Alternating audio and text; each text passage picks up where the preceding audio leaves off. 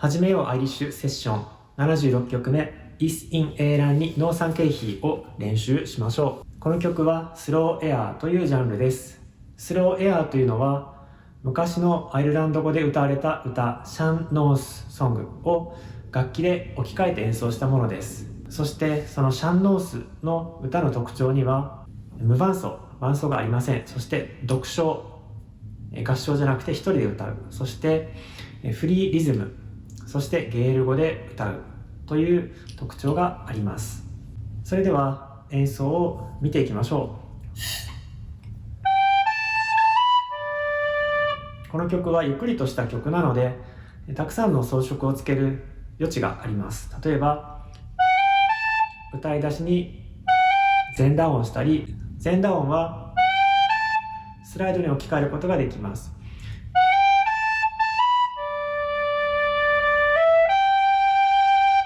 伸ばしている音はただ伸ばすとアイルランド音楽では不自然になるので、指でビブラートをかけてください。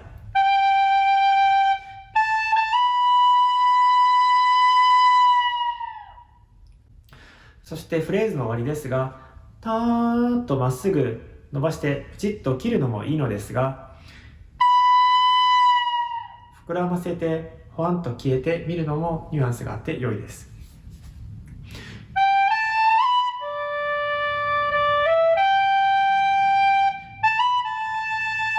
ここはラでトリルをしてもいいですね。前打音プラス上がるカット。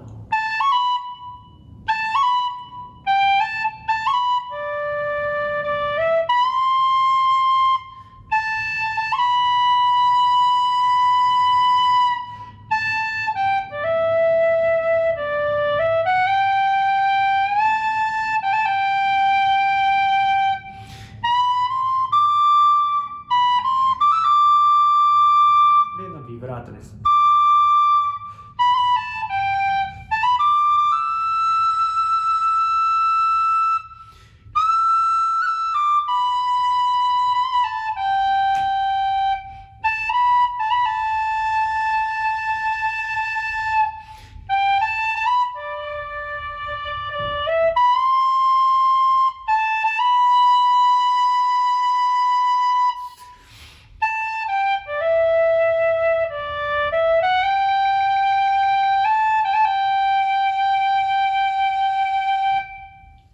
この曲はフリーリズムと言っても今のように拍子をつけて演奏しても様になりますね。それでは変奏、そしてフリーリズムで通して吹きます。